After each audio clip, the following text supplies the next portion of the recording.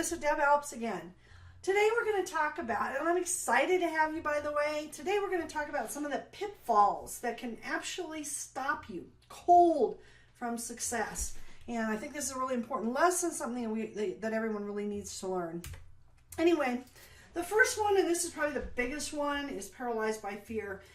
A lot of times people, you sit there and you think about, well, you know, oh, I can't do this, and what will people think, and, you know, oh my gosh, you know, that type of thing. You know, when you were learning to ride a bicycle, you were afraid then, right? You were afraid, but yet you kept getting back on there and getting back on there and getting back on there, and pretty soon you were a master. You knew how to do that. Well, shooting videos, you got to get out there and you got to take action. Public speaking, okay, I decided a long time ago that it was better for me to actually get out there and learn how to do that skill. Why? Because I can get in front of a lot of people and I can be a person of influence. I can help them in a group rather than help them one-on-one. And I saw that as a much more powerful way to grow in an organization, because I'm out here to help. I'm out here to make a difference in people's lives, and you should be too. So yeah, you know, you think you can't speak in public. Hey, you know, when I was in high school, I completely lost my voice in speech class. I barely made it through speech class.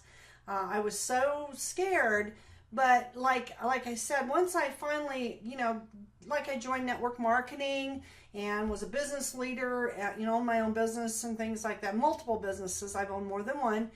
And I had to get out of my comfort zone because it would not have been successful unless I did. I had to go learn public speaking. Toastmasters, great.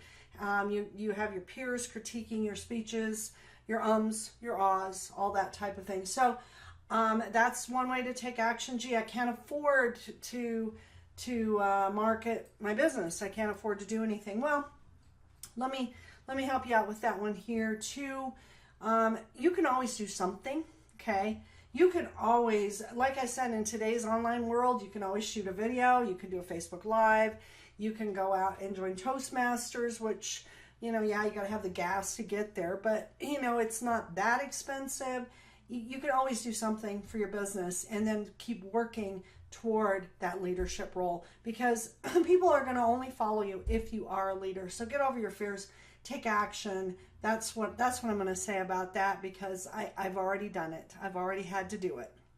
And it's the only way that you're going to grow. Here's another one, learning without action. So let's talk about that for a minute. So overwhelm, okay? Wow, there's just so much stuff to learn and I don't know if I can do this. Well, pick one thing and learn that well, okay? If you're going to do video marketing, then start shooting videos and pick that. But take action on what you're learning, because you're never going to know it all. You're just not. You're going to have to start taking action on one thing. Don't try to learn everything, because that's just too much information. Pick one. Pick one. If it's video marketing, learn how to shoot YouTube. Learn how to shoot YouTube Live for one thing. You can shoot YouTube Lives. Learn how to do Facebook Lives. Start really learning how to do it and take action and get good at it. You're going to figure it out along the way, because, you know, you're going to start thinking, well, you know, this was better and this was better. Same thing like playing golf, or playing a piano. If you really want to get good at that skill, you need to practice and you need to keep practicing. So that's where it's at. Anyway, overanalysis. By the way, this won't work for me.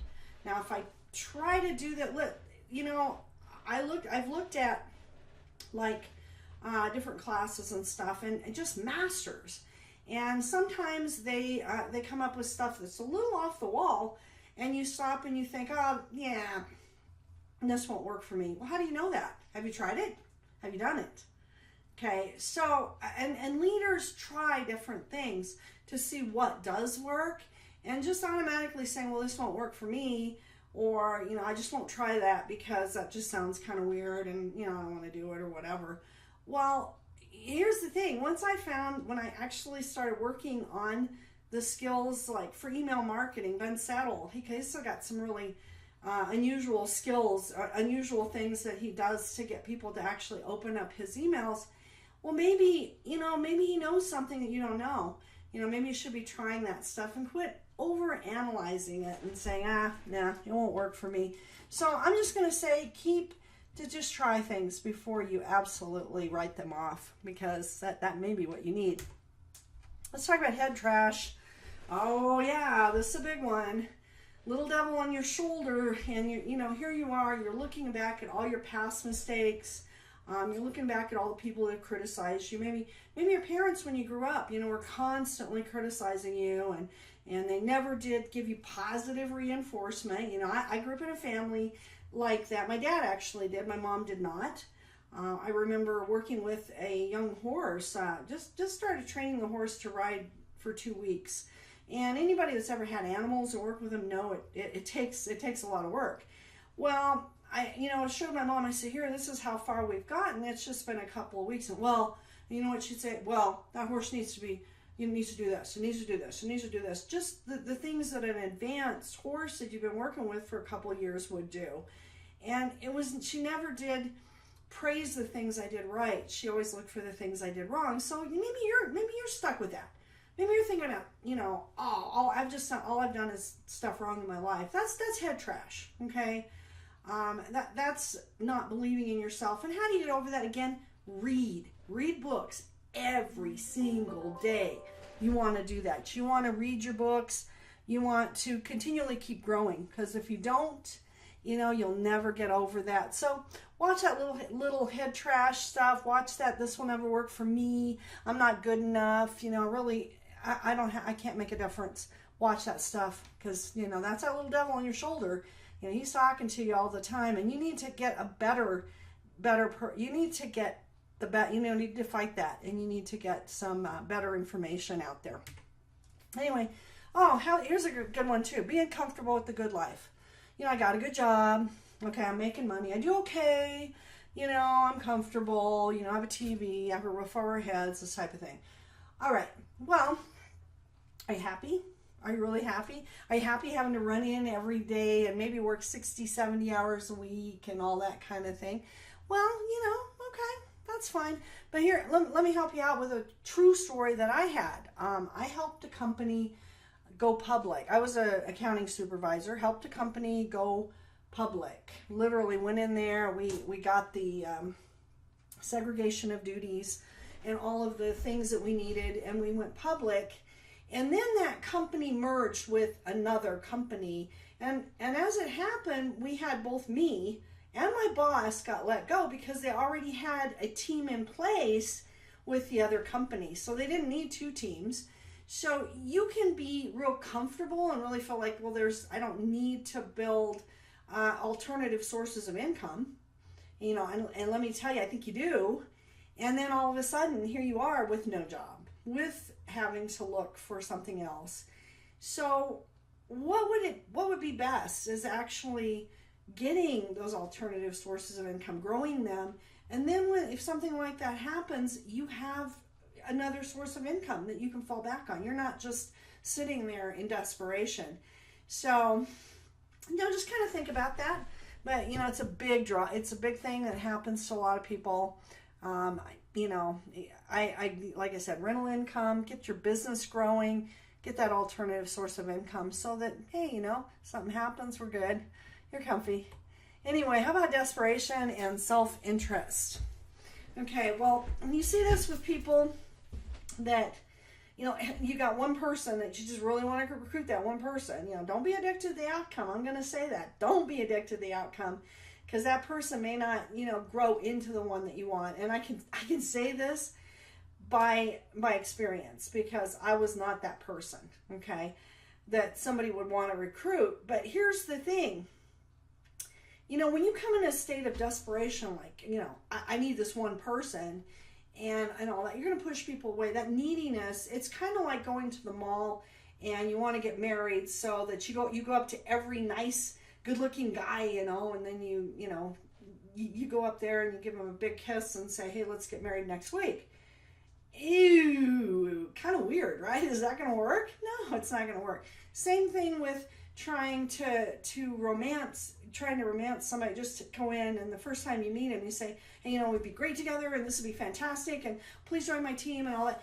That's coming from a state of neediness. So you need to learn a better way. You need to learn how to give value and be that leader that people are going to want to join and want to follow. Another one, treating it like a hobby.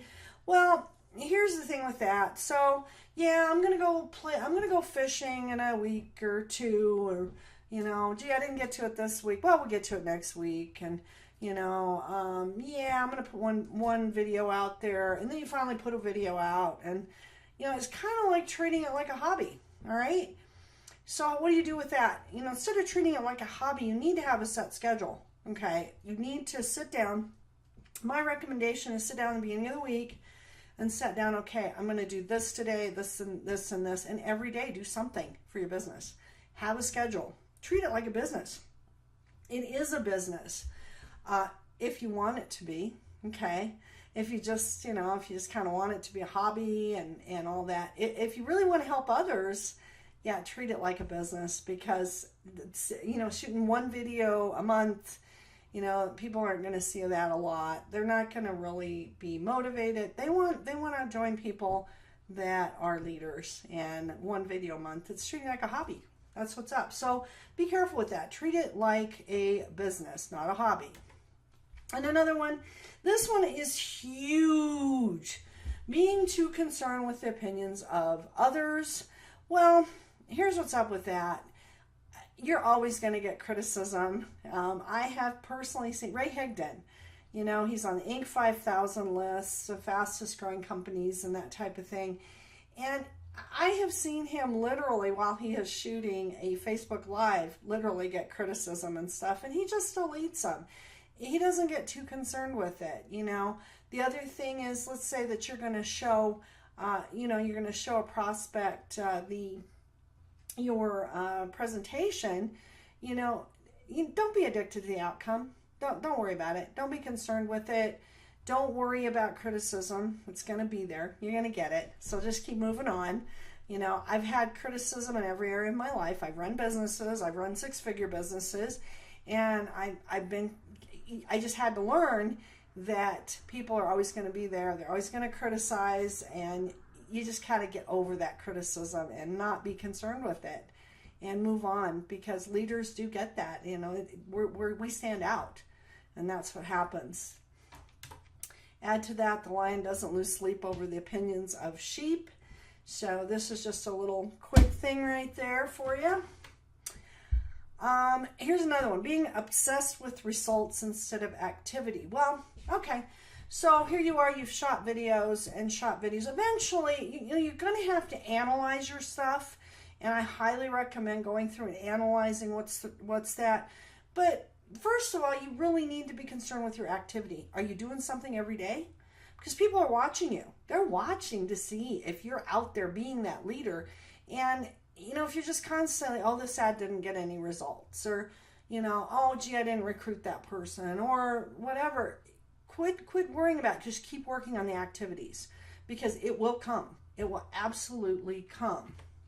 Another one's impatience and short-term thinking. Well, that basically goes with the last one here.